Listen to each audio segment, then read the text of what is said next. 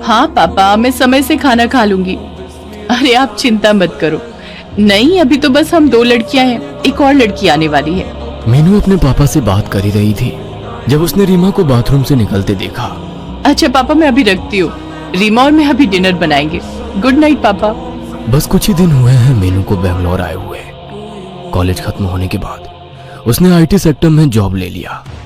नए शहर में इंसान बहुत जल्दी अकेला पड़ जाता है, इसीलिए मीनू को जब इस गर्ल्स हॉस्टल के बारे में अपने ही ऑफिस कॉलीग रीमा से पता चला तो वो भी इधर शिफ्ट हो गई। मकान मालिक ने यह घर वर्किंग वुमेन के लिए हॉस्टल जैसा बनाया है। पहले और दूसरे माले पर 4 लड़कियां रहती हैं और तीसरे माले पर रहती हैं मीनू और रीमा। लेकिन उनके बाजू वाले कमरे में एक और नई लड़की आने वाली है। दिन भर ऑफिस का काम करके दोनों ही बहुत थक चुकी थी, इसलिए वो गरम गरम फुलके वाली रोटी और चिकन बनाने में लग गई। मीनू और रीमा थोड़े से टाइम में ही बहुत अच्छे दोस्त बन गए हैं। वो बातें कर रहे थे और खाना बना रहे थे कि तभी अचानक मीनू ने गेट खोलने की आवाज सुनी। कोई सीढ़ियों से चलकर ऊपर आ रहा था। शायद नई लड़की आ गई। ये कहते हुए रीमा दरवाजा खोलने के लिए गई। फिर जैसे ही उसने दरवाजा खोला उसे एक अजीब सी बेचैनी हुई। चलने की आवाज धीरे धीरे पास आ रही थी। रीमा की दिल की धड़कन तेज हो गई। आवाज पास आती गई और धड़कन बढ़ती गई। किचन में अकेले खड़ी होकर मीनू सोच ही रही थी कि रीमा को इतना टाइम क्यों लग रहा है। तभी उसने पीछे मुड़कर देखा।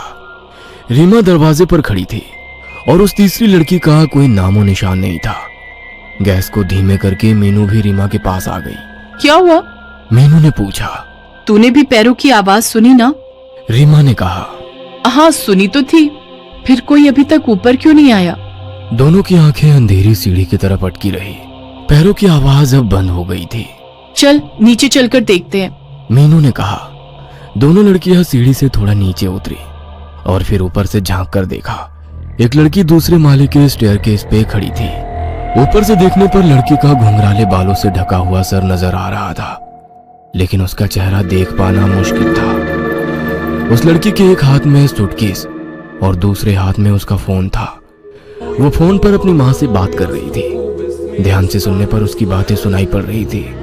हाँ माँ, खा लूंगी, आप अपना ध्यान रखना, जल्दी ही मिलती हूँ। रीमा और मीनू दोनों उसको ऊपर से चुपके चुपके देख रहे थे और उसकी बातें सुन रहे थे। तभी अचानक लड़की ने सर उठाकर ऊपर देखा।